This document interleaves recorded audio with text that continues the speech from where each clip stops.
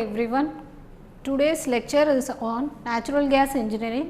In this we will be covering origin of natural gas, the types of natural gas, what are the properties and uses of natural gas.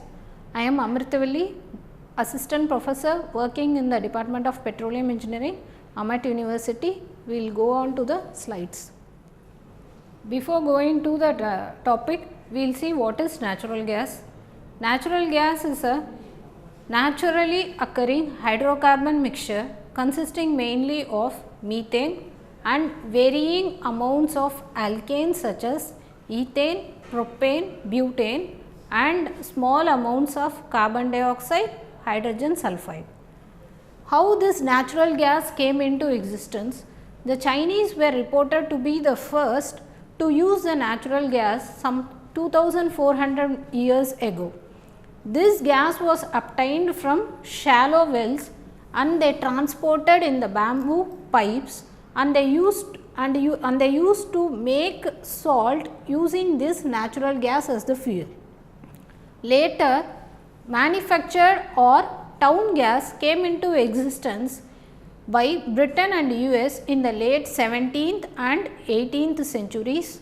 The next recorded use of natural gas occurred in 1821, where the William Harrod drilled a shallow 30-foot well in New York and by the use of wooden pipes transported the gas to the surface. In the next slide, we will see what are the properties of natural gas. Since it is a gas, it is very lighter than air, it is colorless, odorless and tasteless. Since it does not have any color odor, we add a odorant to make the gas noticeable for safety reasons. The natural gas can be compressed, that is one of the property which distinguish from a liquid fuel. Liquid are incompressible fuel, whereas gas can be compressed. Because of this advantage, since it is a compressible fuel, it can be transported through pipelines with a small diameter under very high pressure. So, it will be very easy for us for transportation of the fuel. Natural gas is a combustible fuel because it mainly contains carbon and hydrogen, that is methane is the maximum proportion present, and when it is burned it is going to give out higher amount of energy because it has larger calorific value, and the natural gas is considered to be a clean burning fuel. Why it is considered as a clean burning fuel? Because it is going to emit lesser amount of harmful byproducts in the air, because natural gas is containing maximum as the major composition, remaining carbon dioxide H2S. When it comes to the surface, we will separate it out and we will send natural gas for usage. Natural gas is a combustible mixture of hydrocarbons. As I said earlier, natural gas is mainly methane. It also includes traces of ethane, propane and butane.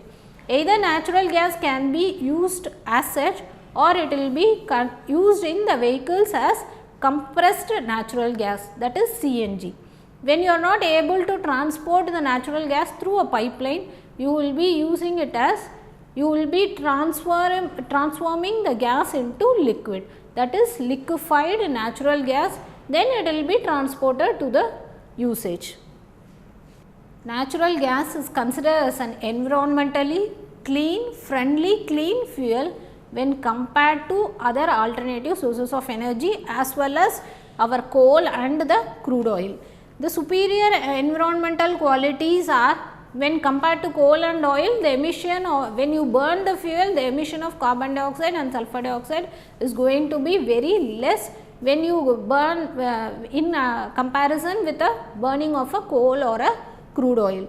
This problem will mainly help you to reduce the acid rain and ozone layer depletion, because as the emission contains sulfur dioxide or nitrogen or dioxide, the sulfur dioxide will react with the water vapor present in the atmosphere and it will be converted into sulfuric acid, which is causing the acid rain.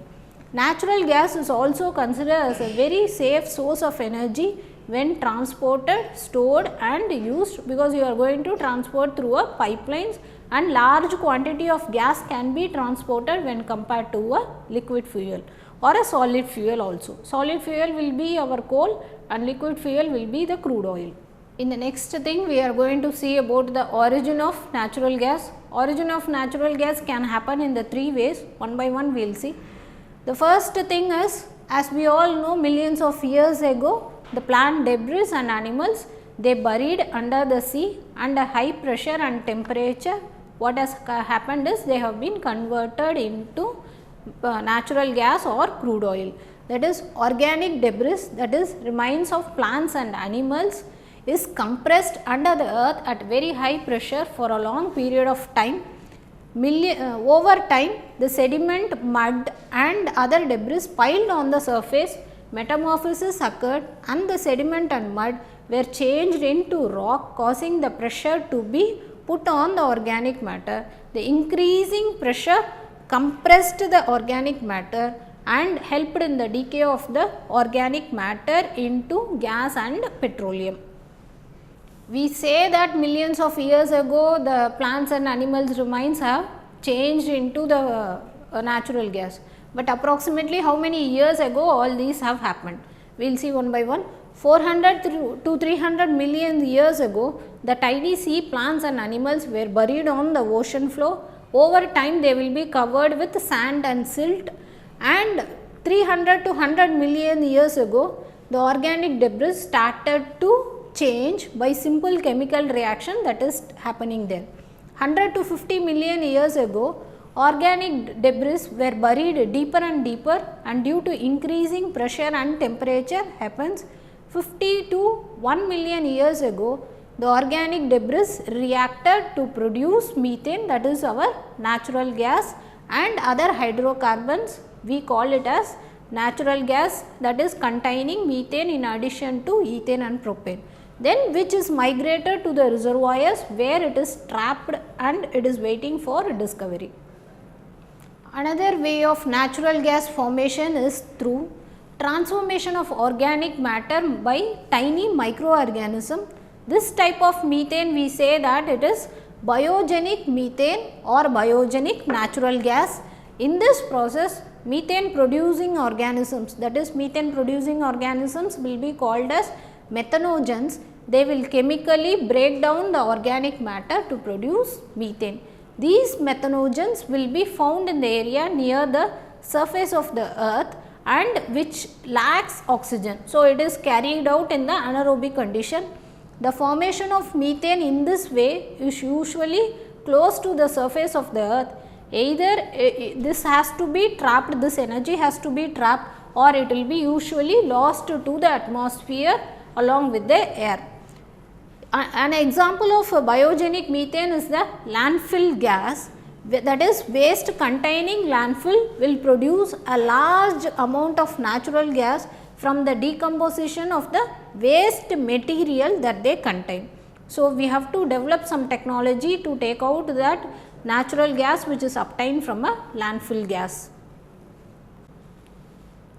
Third way in which natural gas can be obtained will be through a biogenic process, that is extremely deep under the earth crust there exist hydrogen rich gases, and as these gases travel to the surface of the earth they may interact with the catalytic activity of the minerals in the absence of oxygen.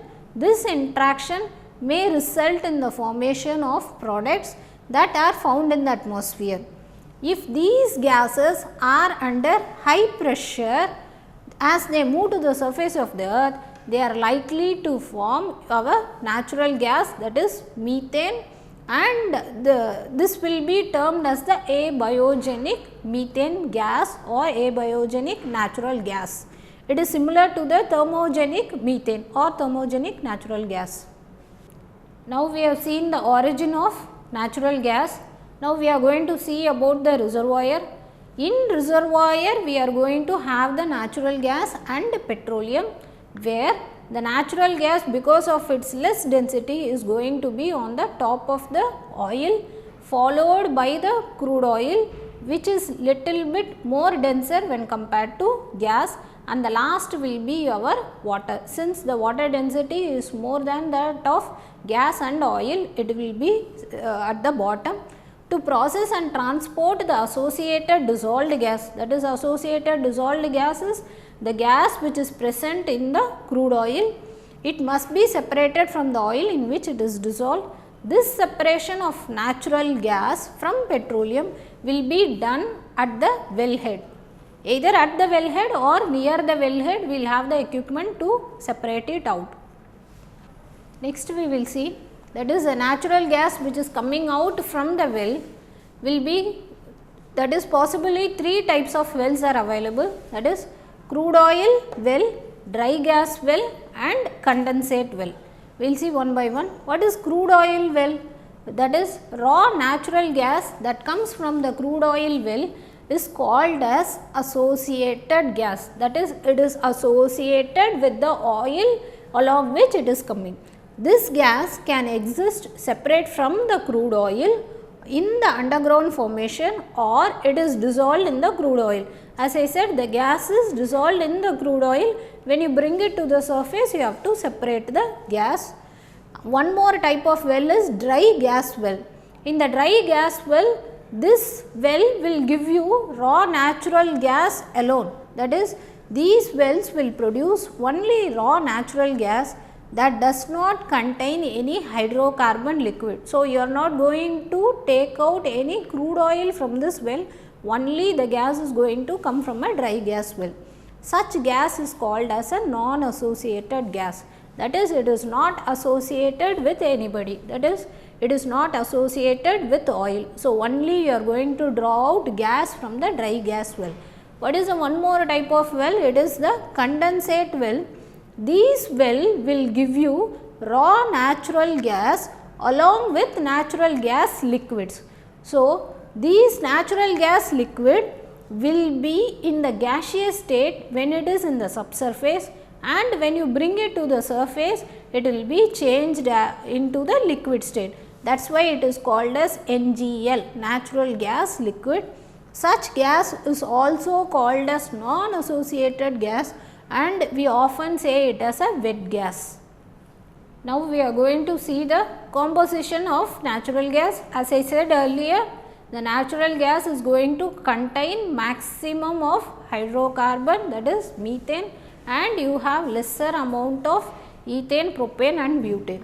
What is the principal constituent of a natural gas is methane with the chemical formula CH4. Other constituents are paraffinic hydrocarbon, that is paraffinic hydrocarbons will be ethane, propane and butane. Many natural gas contain nitrogen as well as carbon dioxide and hydrogen sulfide, and you have trace quantities of argon, hydrogen and helium can also be present. Natural gas can also contain a small proportion of C5 plus hydrocarbons, that is in addition to butane there can be hexane, little amount of that can also be present, but when it is separated out, this fraction will be called as light gasoline. Gasoline is nothing but the petrol. Some aromatic components are also possible. Some aromatics, that is benzene, xylene, toluene can also be present, raising the safety issue due to their toxicity. All these has to be separated and only the methane will be marketed out as a fuel. Natural gas can contain other contaminants also, that is it can contain mercaptans with the formula RSH, and carbonyl sulfide that is CS2 can also be present in very small quantities. Mercury can also be present in trace amount. All these will be separated. The concentration level will be generally very small when compared to the contaminants, but even at a small level mercury will be very toxic and it has very corrosive and it is very corrosive in nature. So, the natural gas is going to primarily contain methane and other paraffinic hydrocarbons. Now, in the last slide we have seen that methane, paraffinic hydrocarbons are present. In the next slide we are seeing what is the exact percentage of hydrocarbon which is present in the natural gas. that is volume percentage. I am saying volume percentage is nothing but it is same as the mole percentage. So, what is the mole percentage of methane? Methane will have the formula as CH4. It has a percentage greater than 85 percentage. Ethane with the chemical formula C2H6, it has 3 to 8 mole percentage. Propane with has a chemical formula C3H8 with the percentage of 1 to 2 percentage. Butane with the chemical formula of C4H10 with a mole percentage of lesser than 1. Pentane will be having the chemical formula C5H12 and it also has a mole percentage which is lesser than 1. Next, coming to other gases will be carbon dioxide. As you know, carbon dioxide has a formula CO2 and the percentage, that is mole percentage of carbon dioxide will be 1 to 2 percentage. Next is hydrogen sulfide. Hydrogen sulfide will be H2S, which is having the mole percentage of lesser than 1. Remaining will be nitrogen and helium. Nitrogen has a that is mole ratio of 1 to 5, whereas helium is an inert gas which has a composition lesser than 0.5. This is the individual contribution of the gases which is constituting the natural gas. So, in the earlier slides we have seen that natural gas is going to be light dense and it is on the top of the oil. Now, with the diagrammatic representation we can see that gas, oil and water. At the bottom you can see the blue color line shows the water and on the top of that oil is trapped and above that the gas. All these are trapped in the rock and we drill and we take out the gas from the surface.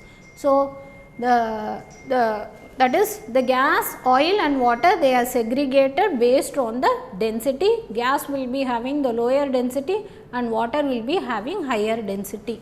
Next, we are going to see the types of natural gas, that is it will be classified as dry gas and wet gas. Dry gas is also called as lean gas, where you say that the gas in which methane is the major constituent and other hydrocarbons concentration will be less. That is approximately you say that it is less than 0.1 gallons per 1000 feet cube. Normally 1 gallon will be considered to be equivalent to 3.785 liters. So, lean gas is also called as dry gas. What is wet gas?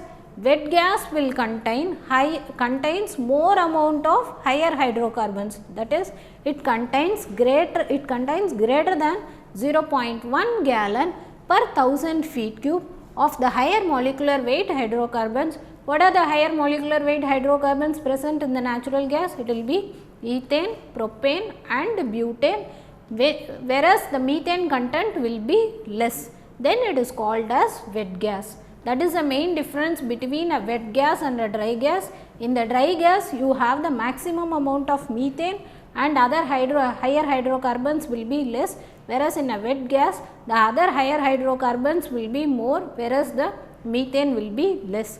Then one more way of saying is you have sour gas. Sour gas will contain more of hydrogen sulfide, whereas wet gas will contain little amount of hydrogen sulfide.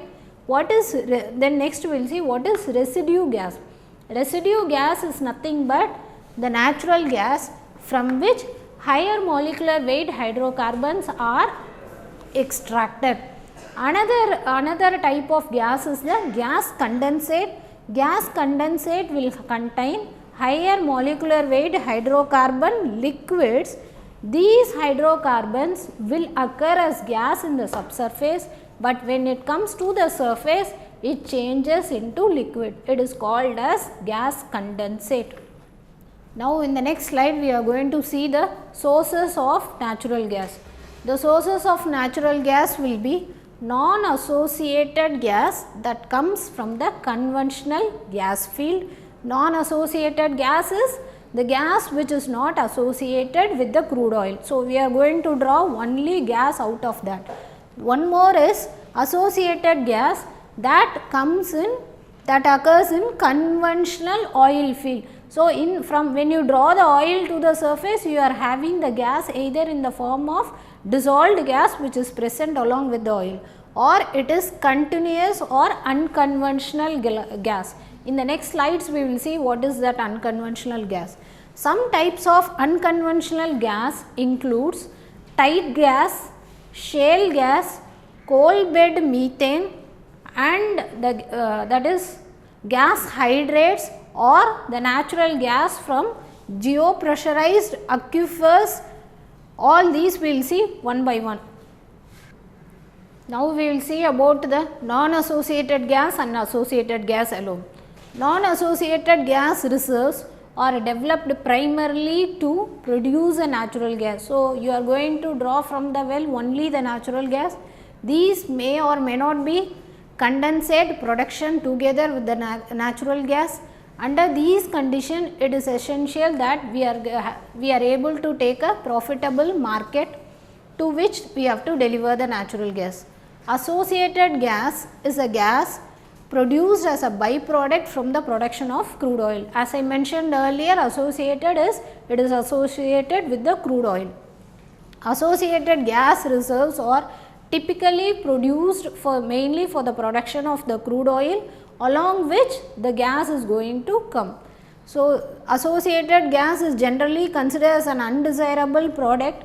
What they were doing earlier days is they were venting out the gas, or they used to flare the gas, or you can use the gas again for re-injecting to take the crude oil. Either way we can do. According to 2010 statistics from the US, world oil has approximately 4.3 trillion cubic feet per year of gas was flared or vented out, and additionally 17.1 TCF per year of gas is re-injected. So, we are mainly depending on non-associated gas as our fuel when compared to associated gas. So, the associated gas which is giving out the gas, we are going to, it was actually flared or vented, or it can be used for re-injection. Non-associated gas will also be called as gas well gas, because we are going to draw out from the well only the natural gas. It is produced from geological formations that do not contain much of any other higher hydrocarbon liquids other than gas. Non-associated gas can also contain non-hydrocarbon gases such as carbon dioxide and H2S, hydrogen sulfide. As we have seen earlier, the composition of carbon dioxide and hydrogen was less than 1%. Non-associated gas is directly controllable by the producer, that is, we can turn off the valve and we can take out the gas. The gas flows up the well under its own energy through the wellhead control valves and along the flow lines to the treatment plant. Treatment requires the temperature of the gas to be reduced to a point dependent on the pressure in the pipeline, because we are going to transport the gas through the pipeline. So, we have to be controlling the pressure, so that all the liquid that would exist at the pipeline temperature and pressure condense, and we remove the liquid and we transport only the gas. Now, in the next we are going to see the types of conventional gas and unconventional gas, what are the, how they are formed and what are the types of conventional and unconventional. Conventional gas is mainly the gas that is trapped in the structures of the rock that are caused by folding and faulting of sedimentary rocks. So, these are easily drawn out from the subsurface, that is the conventional gas, whereas an unconventional gas does not require any geological characteristics. It is the gas that is trapped in the impermeable rock and which cannot migrate to a trap. So, it is caught in between and they form a conventional gas deposit. They may be trapped in the source rock from which it is generated or migrated to a formation rock which has become impermeable.